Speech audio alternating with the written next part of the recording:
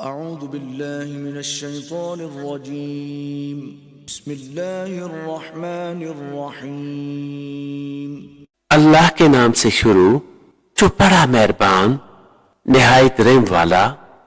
وقالت اليهود يد الله مغلولة غلت أيديهم ولعنوا بما قالوا بل يداه مبسوطتان ينفق كيف يشاء وليزيدن كثيرا منهم ما أنزل إليك من ربك طغيانا وكفرا وألقينا بينهم العداوة والبغضاء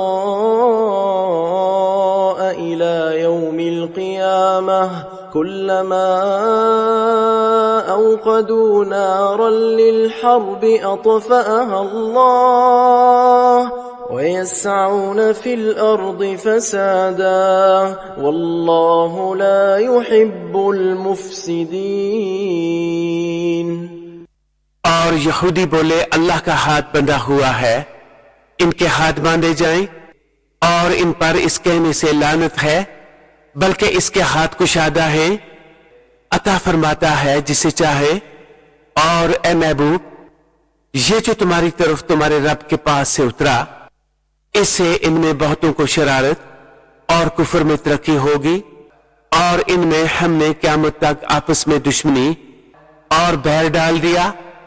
जब कभी लड़ाई की आग भड़काते हैं, अल्लाह इसे बुझा देता है और जमीन में फसाद के लिए दौड़ते फिरते हैं और अल्लाह फसादियों को नहीं चाहता।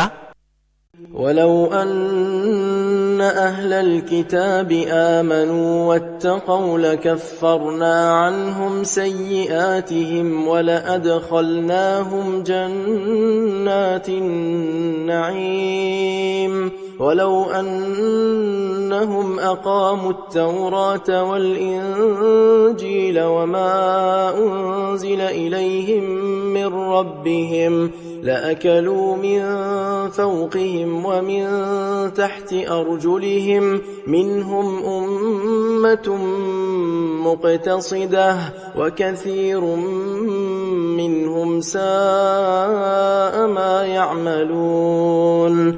और अगर किताब वाले ईमान लाते और परहेजगारी करते तो जरूर हम इनके गुनाह उतार देते और जरूर उन्हें चैन के बागों में ले जाते।